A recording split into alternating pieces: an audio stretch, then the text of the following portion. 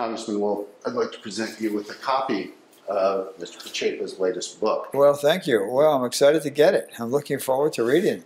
Well, we understand you played a key role in 2 episodes in this book, taking 2 trips to Romania on behalf of the Pacepa family. I was wondering if you could tell us about this. Well, yes, I can. It was in the 80s. It was under Ceausescu. Bucharest was darker and more evil than Moscow. Darker in kilowatt and in every other way.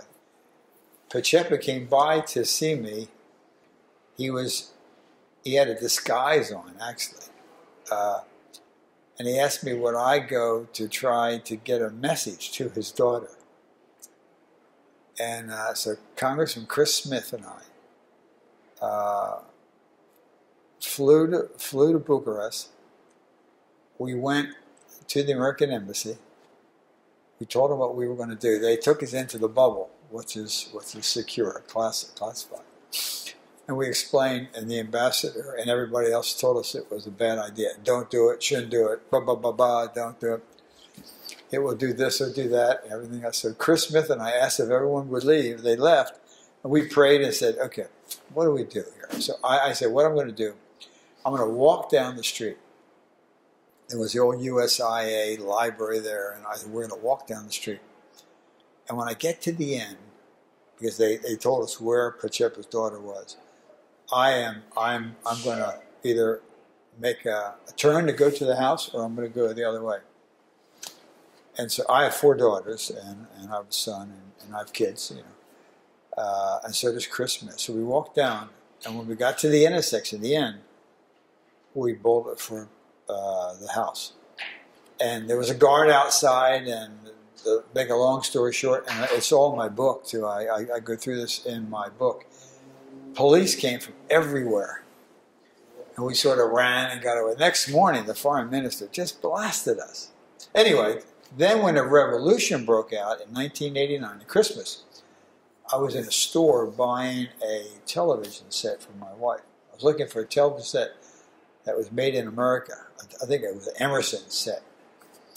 And I saw that the revolution had broken out, and so my chief of staff, Charlie, and I jumped on an airplane, and we flew to Bucharest. The revolution was taking place. There was tanks, and I mean, we went into a hospital and saw people all wounded. The Securitate had shot them in the head, and it's a long story.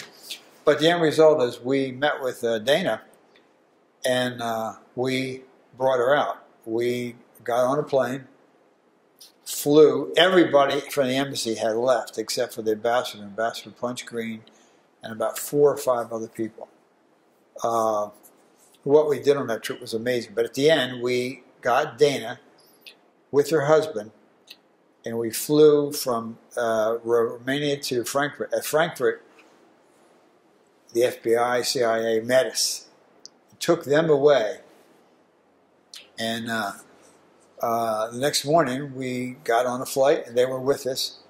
And when we landed at Dulles Airport, it was a big deal. There were press conferences, and now she lives here in the United States, and I keep in touch with her. She sends me a Christmas card every Christmas, and there were 2. It was really like out of a movie. It's hard for me to explain it. Didn't you have a close brush with danger? Yeah, I mean, there was a car was coming down the street, and they had that old. Have you ever seen like the Europe like that? But yeah, it was but we were okay. Yeah. The congressman who was with you says it was secret police. Chris Smith, yeah. Because right across the street, I believe, from the house that Dana was being held in, was a Romanian police station. And the word went out just like that. And that's why the next morning, when we went to see the foreign minister, he ripped us apart. That night, I thought they were going to break into my door. We stayed in this hotel, and I remember getting a chair, putting it underneath the doorknob, so that if they did barge through, because the police that came, it was a little unusual. But they never came that night, and the next morning, the foreign minister just really got upset with us. Cloak and dagger. Yeah. So I forgot all about that. I'm looking forward to reading. And Dana keeps in touch. In fact, she was by to see me a year ago.